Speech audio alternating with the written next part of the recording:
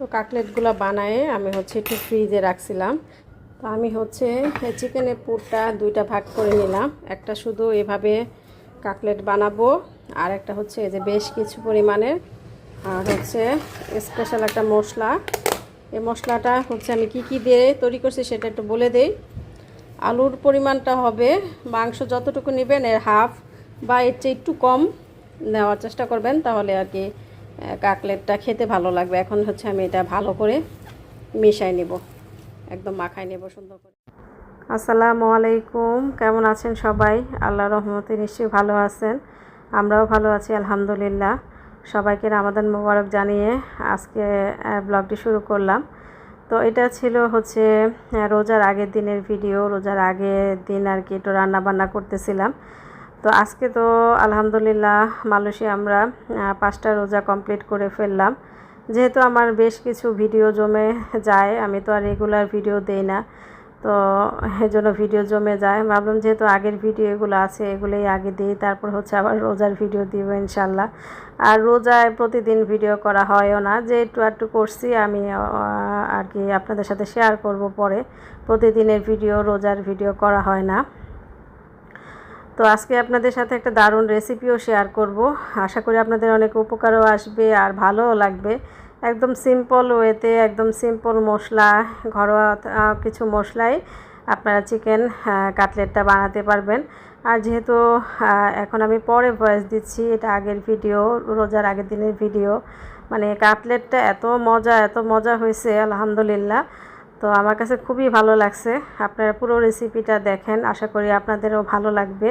তো দেখতে থাকুন আমার আজকের ব্লগটি। খাইলে খাবে, রায়ান তো খাবেই একবেলা। আর হচ্ছে রায়ানের বাবা যদি খায় মাঝে মধ্যে ভাত হয়তো খাইলে অল্প করে খাবে নামাজ পড়ে এসে। তারা দুপুরে আস্তে আস্তে তো 11টা বেজে যায়।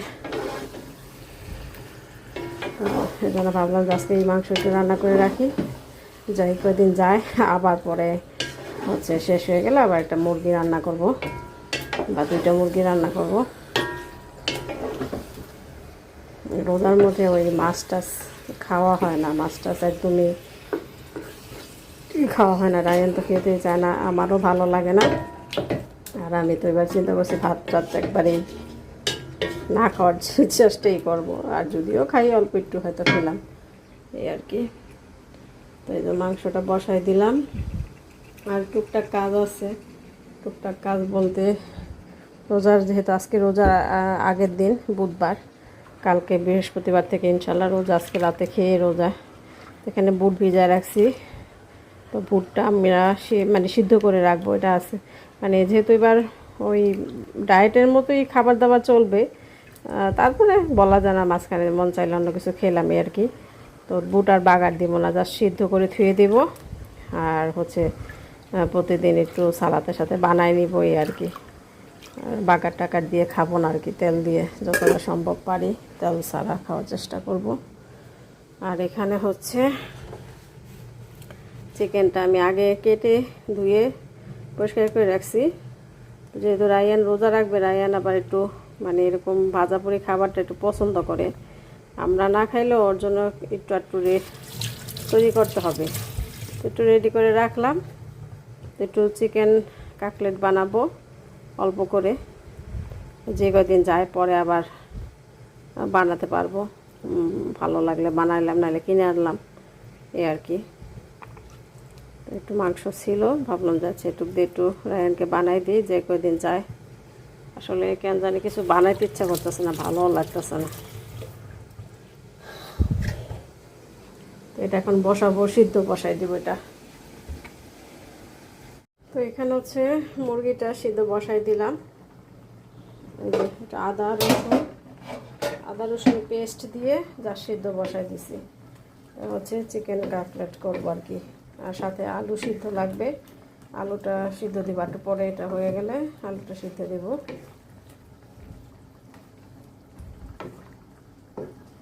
আসলে আগে কত মানে ফ্রোজেন আইটেম যে বানাইছি, রোজা আসলে 4-5 রকমের আইটেম বানাই রাখছি।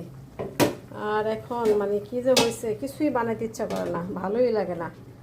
তো এবার আর কি বেশিরভাগ মানে টুকটাক কম বেশি একটু কিনেই আনছি ফ্রোজেন আইটেম। আনতামই না, যেহেতু ওই যে রায়ান রোজা থাকবে, রায়ানের জন্য টুকটাক একটু ভাজা টুকটাক নাস্তা ওর সামনে দিতে হবে ইফতার আর কি। তো ও তো আর ওই সালাদ টালাদ বুট টুট এগুলা ফল ফ্রুটসে তার একটা খাইতে চায় না, ওর জন্য একটু ভাজা ভরে আইটেম সামনে দিতে হবে আর কি। তো এখানে এবার আর কি আমার কিছুই বানাইতে ইচ্ছা করতেছে না। তারপর ভাবলাম যে ও আবার আলুর চপ এটা অনেক খুব পছন্দ করে, ভাবলাম যে আলু আর চিকেন দিয়ে কাকলেটের মতো একটু বানায় দিই, আর টুকটাক তো ফ্রোজেন আইটেম আছেই, হয়ে যাবে আর কি। ওর জন্য একলা আগে কত কিছু বানাইছি, এখন কিছুই বানাতে ইচ্ছা করে না। আসলে সব কিছু সাথে বয়সের একটা ব্যাপার আছে। আগে মানে কি বলবো, আস্তে আস্তে তো বয়স বাড়তেই আছে, তো এখন আর এত কিছু করতে ইচ্ছা করে না, ভালো লাগে না। এখন মনে চায় যত শর্টকাট রান্না বান্না করা যায়, যত অল্প কিছু করা যায়, পারলে মানে একবেলা জাস্ট একটু ক্ষুধা লাগলে কিছু একটা খাইয়া বসে থাকি। রান্না বান্না টুকটাক এটা ওইটা তৈরি করা এখন এগুলো অনেক বিরক্ত লাগে। আর আগে একটা সময় এত আগ্রহ ছিল, মানে কি বলবো, যখন স্কুল কলেজে পড়ি তখনও মানে প্রতিদিন সন্ধ্যাবেলা আমার একটা না একটা কিছু তৈরি করতে হইতো। আর আগে তো যে তখন তো আর এত মানে যে ইউটিউব টিউটিউব বা এত কিছু ছিল না। আমরা যখন স্কুলে বা কলেজে পড়তাম, পেপারে জনকণ্ঠে একটা পাতা থাকতো রান্না বিষয়ক, তো ওগুলা দেখে দেখে রেসিপি মাঝে মধ্যে ট্রাই করতাম, বানাইতাম। তারপরে যে একটা ইন্ডিয়ান একটা চ্যানেল আছে, এই যে কি চ্যানেলটা জানি, সাহারা না কি জানি, আগে ইন্ডিয়ান আমরা চ্যানেলগুলি বেশি দেখতাম না, ইন্ডিয়ান চ্যানেলগুলি, ওটার মধ্যে যে লোকটা ওই শেফটার নামটা ভুলে গেছে, ওই শেফটা একটা রান্নার অনুষ্ঠান দেখাইতো, কি জানি নাম, শেফ ভুলে গেছি, শেফ কি জানি, পপুলার শেফ আর কি ইন্ডিয়ান, ওইটার মধ্যে মাঝে মধ্যে রেসিপি দেখাইতো। ওইটা ওই মানে অনুষ্ঠানটা দেখার জন্য অধীর আগ্রহে বসে থাকতাম। তো ওই অনুষ্ঠানে টুকটাক এরকম রেসিপি দেখে মাঝে মধ্যে ট্রাই করতাম।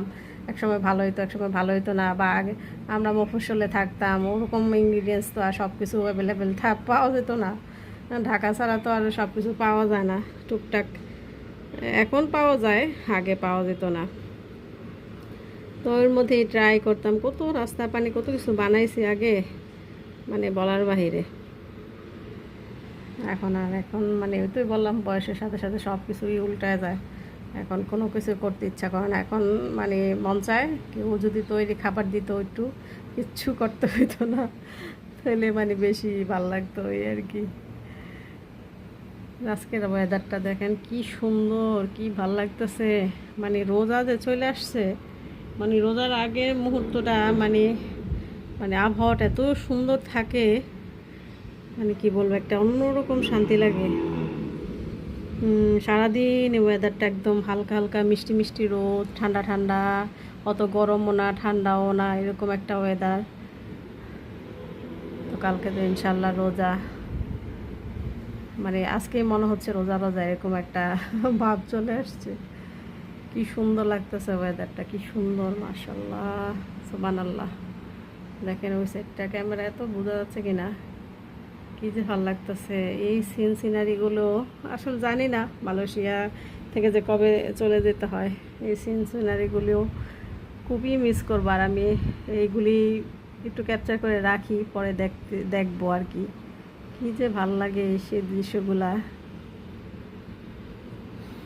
তো ঠিক আছে, অনেক কথা বললাম, এখন হচ্ছে যে আজান দিয়ে ফেলছে, নামাজ পড়বই করবো, তারপর পরে আবার আপনাদের সাথে শেয়ার করবো ইনশাল্লাহ। চিকেন কাটলেটটা কিভাবে তৈরি করি দেখি, পার যদি সম্ভব হয় তো আমি দেখাবো। তো এখন হচ্ছে আপনাদের চিকেন কাটলেটটা আমি কিভাবে রেডি করি বা তৈরি করি সেটা একটু দেখাবো। তো ভাবলাম রোজার আইটেম, রোজার মধ্যে আপনাদের কাজে আসতে পারে যেহেতু আমি করতেছি। এখানে ধনিয়া পাতা কুচি করে নিয়েছি, আর এখানে আমি হচ্ছে কাঁচামরিচ আর আদা একটু গ্রেট করে নিয়েছি আর কি।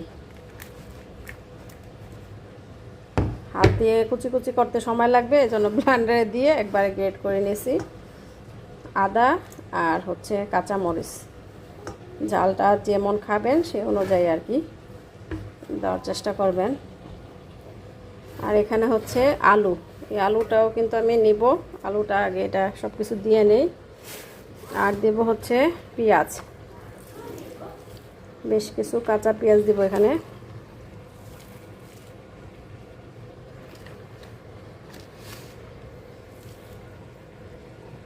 কাঁচা পেঁয়াজ আর হচ্ছে স্পেশাল একটা মশলা। এই মশলাটা হচ্ছে আমি কি দিয়ে তৈরি করছি সেটা একটু বলে দেই। 1 টেবিল চামচ জিরা, 1 টেবিল চামচ ধনিয়া, আর হাফ টেবিল চামচ হচ্ছে কালো গোলমরিচ।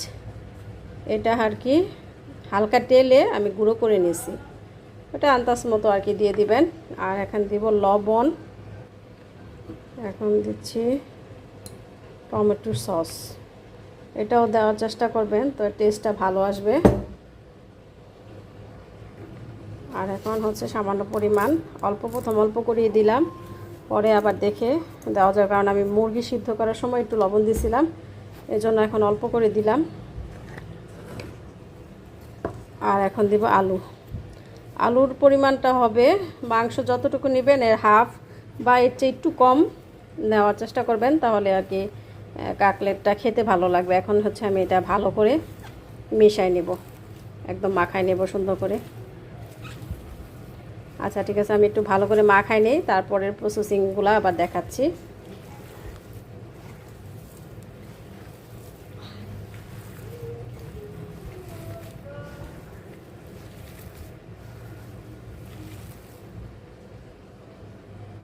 তো আমি হচ্ছে চিকেনের পুরটা 2টা ভাগ করে নিলাম, একটা শুধু এভাবে কাটলেট বানাবো, আর একটা হচ্ছে এই যে বেশ কিছু পরিমাণের ক্যাপসিকাম দিলাম, হলুদ আর সবুজ ক্যাপসিকাম। আপনারা চাইলে এর মধ্যে গাজর, চিকন করে বরবটি এগুলো দিতে পারেন, এই ধরনের সবজি দিলে ভালো লাগবে। আমার কাছে ক্যাপসিকামটা ছিল, ভাবলাম যে এটাই দিয়ে দিই, একটু বেশি পরিমাণে দিছি, কারণ আমি একটু সবজিটা বেশি রাখতে চাইতেছি, এই জন্য একটু বেশি দিছি। আমি এটা একটু ভালো করে মাখায়ে তারপরে কাটলেটের শেপ দিয়ে নেব, যে যেরকম ইচ্ছা সেরকম শেপ দিয়ে নেবেন, গোল গোল করেও দেওয়া যায়। হচ্ছে যে কাটলেটগুলো বানায় একটু ফ্রিজে রাখছিলাম, ফ্রিজে রাখলে এটা একটু সেট হয়, একটু শক্ত হয়, তো এই যেরকম গোলার মধ্যে দিলে তো এটা নরম হয়ে যায় না, বানাতে আর কি সুবিধা, তো এভাবে দিয়ে নেবেন। তো এই গোলাটা হচ্ছে একটু ময়দা আর একটু কর্নফ্লাওয়ার আর সামান্য একটা ডিম দিয়ে আমি গোলায় নিছি। আপনারা চাইলে শুধু ডিম দিয়েও করতে পারেন, যেভাবে ইচ্ছা আর কি, মানে ডিমের মধ্যে চুপ দিয়ে। আর এই যে বিস্কিটের গুঁড়ায়ও করতে পারেন, আমি ব্রেড ক্রাম মানে হাতের কাছে আমার যেটা ছিল ওটা দিয়ে করছি, যেভাবে ব্রেড ক্রাম বা বিস্কুটের গুঁড়া যেটা ইচ্ছা আপনারা এভাবে দিয়ে নেবেন। এটা তো সবাই পারেন কম বেশি, এটা আর দেখানোর কিছু নাই, তারপর আমি একটু দেখাই দিলাম। তো এভাবে করে আমি এখন সবগুলা কোট করে নিব, তারপর হচ্ছে ফ্রিজে রেখে দিব, এই আর কি।